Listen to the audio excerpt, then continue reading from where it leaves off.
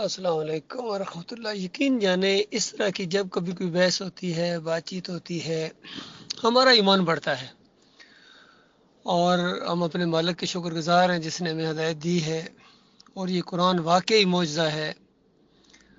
جن کے دلوں میں اللہ کا وقار نہ ہو ان کو یہ پٹخ پٹخ کر مارتا ہے، پٹخ پٹخ کر مارتا ہے۔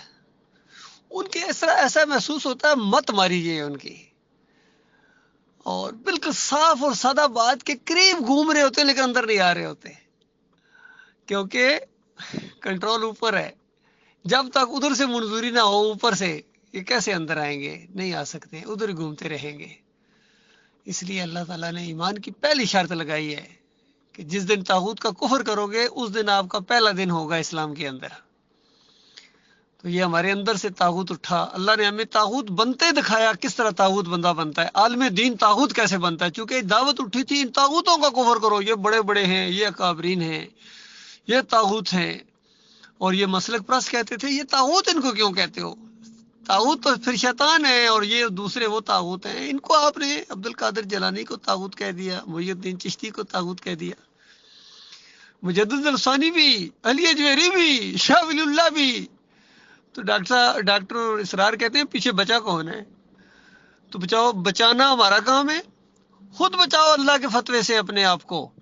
اللہ کا فتویٰ، یہ تلوار لٹک رہی ہے تمہارے اوپر، فَمَن لَّمْ يَحْكُم بِمَا أَنزَلَ اللَّهُ فَأُولَٰئِكَ هُمُ الْكَافِرُونَ۔ 3 دفعہ 3 آیتیں گٹھی اللہ تعالیٰ نے سورہ مائدہ کے اندر فرمایا ایسے لوگ ظالم ہیں جو اللہ کی کتاب کے مطابق فیصلہ نہ کریں، ایسے فاسق اور فاجر ہیں، ناانجار ہیں، اور ایسے ہی لوگ کافر ہیں جو اللہ کی کتاب کے مطابق فیصلہ نہ کریں۔ بالکل بات جب سامنے آ گئی کہ اللہ کی کتاب یہ کہتی ہے اور حضرت صاحب یہ فرماتے ہیں، تو مالک فرماتا ہے جو حضرات اللہ کی کتاب کے مطابق فیصلہ نہ کرے فَأُولَٰئِكَ، ذرا انداز دیکھیے مالک کی کتاب کا، یہ نہیں کہا 1 2 ہزار، فرمایا فَأُولَٰئِكَ، اس کے اندر سارے گھیر کے لائے جاتے ہیں، جو بھی اگلے پچھلے آج کے بڑے سے بڑا علامت دہر ہو، بڑے سے بڑا پیر ہو، بڑے سے بڑا جج ہو، بڑے سے بڑا کوئی لیڈر ہو، اگر اللہ کی کتاب کے مطابق وہ فیصلہ نہیں کرتا ہے، ہاں جب تک بات معلوم نہیں ہے یا بات اٹھی ہوئی نہیں ہے اس وقت معاملہ اور ہوتا ہے میرے پیارے بھائی، یہ نقطہ یاد رکھیے گا۔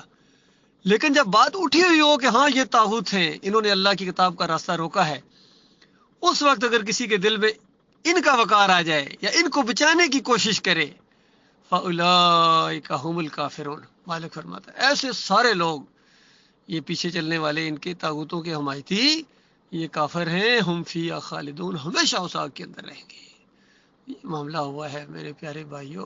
اللہ کا وقار دل کے اندر لاؤ، اپنے مالک سے رو رو کے گڑ گڑا کے معافیاں مانگو، اور جو کوتاہی ہوئی ہے اس معاملے میں یہ بہت بڑی کوتاہی ہے کہ کائنات کا مالک شہنشاہ حکم دے اور اس کے مقابلے میں کسی اور کو ترجیح دی جائے یا کسی اور کو بچانے کی کوشش کی جائے۔ آپ اللہ سے زیادہ ان کے خیر خواہ ہیں۔ مالک نے اس بات کا بھی جواب دے دیا سورہ نساء کے اندر کہ آج کر لو ان کی وکالت، کر لو ان کا دفاع، آپ کے بچانے سے یہ نہیں بچ سکتے ہیں، کل قیامت کے دن ان کا دفاع، ان کی وکالت کون کرے گا؟ اور اس کی مثال میں اکثر دیتا ہوں کہ اونٹ جب کنویں میں گرنے لگا ہے نا، اس وقت اس کی دم پکڑنا عقل مندی نہیں ہوتی ہے، اس وقت دم چھوڑنا عقل مندی ہوتی ہے۔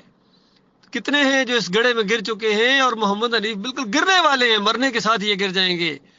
توبہ کرنا کی تو توبہ کی تو اب بھی مالک معاف کرنے کے لیے تیار ہے، سارے گناہوں کی تلافی ہو جائے گی، لیکن مرنے والوں کی کوئی تلافی کا موقع نہیں ہے، پھر ان کے ساتھ ہماری دشمنی ہے قیامت تک، جب تک اللہ کے دربار میں حاضری نہ ہو اور مالک کی طرف سے فیصلہ نہ آ جائے۔